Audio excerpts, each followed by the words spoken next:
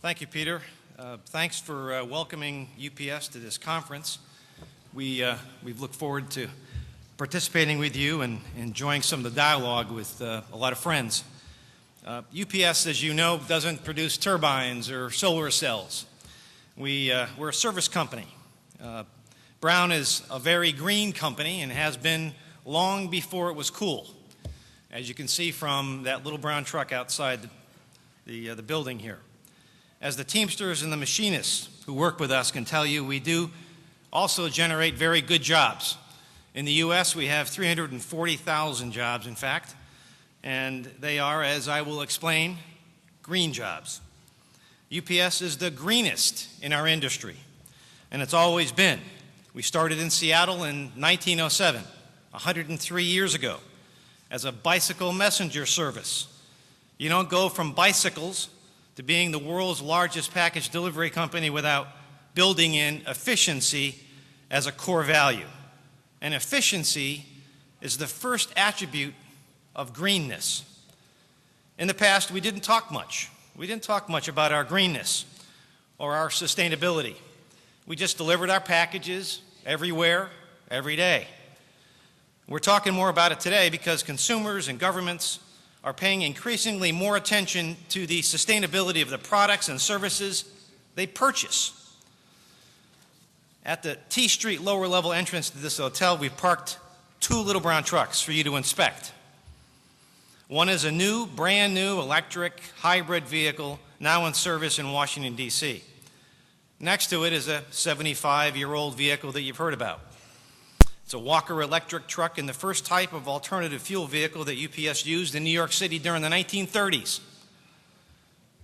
Many of you were probably unaware that UPS operated these electric vehicles 75 years ago. These two vehicles are illustrations, examples of the importance of technology in the green revolution, and a reminder that Brown was always green. If you get a chance, stop by. Take a look. Inspect these two little brown trucks. UPS recently bought 200 of the new electric hybrid vehicles, and some of them are in service in D.C. today. The one on display, by the way, services the area in and around this very hotel. As I said, we employ 340,000 people in the U.S. alone, making us the second largest private employer in the U.S. These are employees, by the way. They're not independent contractors that we heard about earlier.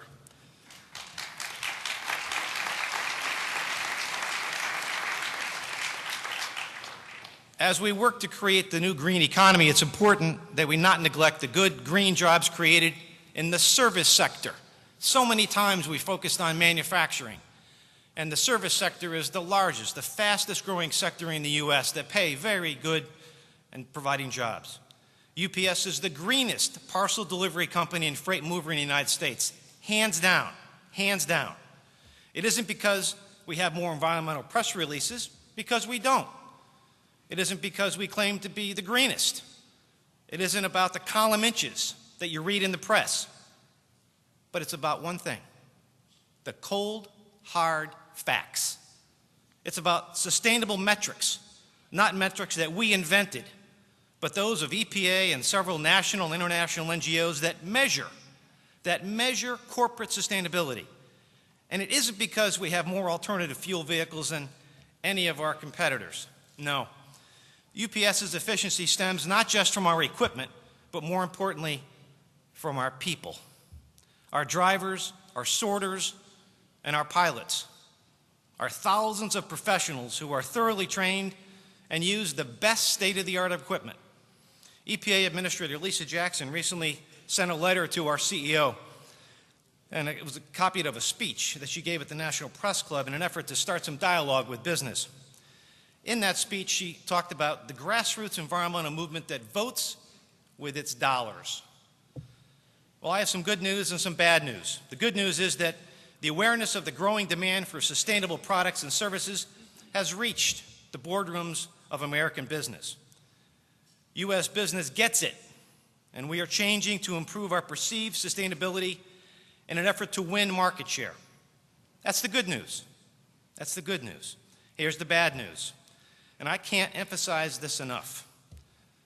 for that grassroots sustainability movement, the one that really is embodied in this group today, to truly benefit the planet, purchasing decisions by consumers, businesses, governments must be rational decisions based on green metrics, real green metrics, not greenwashing.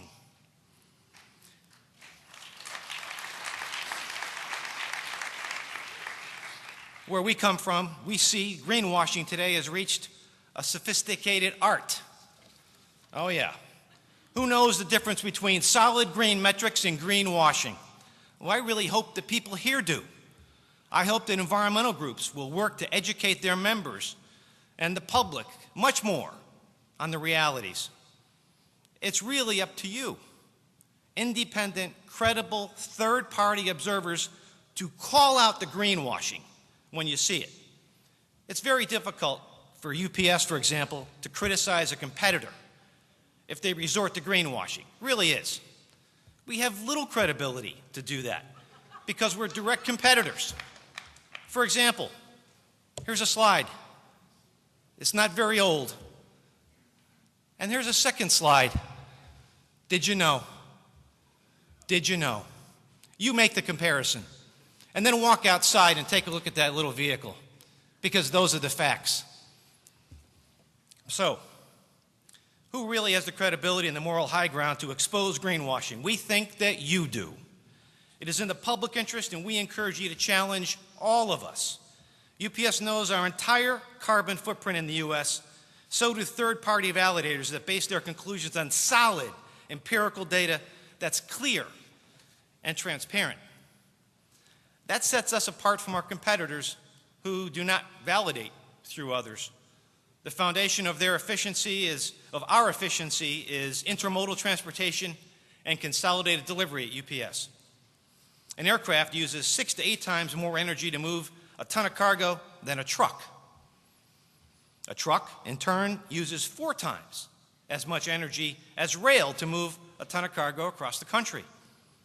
We built our system on getting the packages to its destination on time, every time, using the most fuel-efficient mode of transportation. For example, before it was cool, we used rail. We've used rail since 1966. Every day, we put thousands of UPS truck trailers, thousands, on large containers on railroad flat cars to move them across the country. Again, we've done it since 1966. This makes UPS one of the largest corporate users of rail in the United States. In 2008, UPS use of rail avoided 1 million metric tons of carbon dioxide equivalent emissions in our U.S. package operations alone. Furthermore, if we can meet the customer's time of delivery request using a truck instead of an aircraft, say in trips of less than a few hundred miles, we put it on a truck, not on a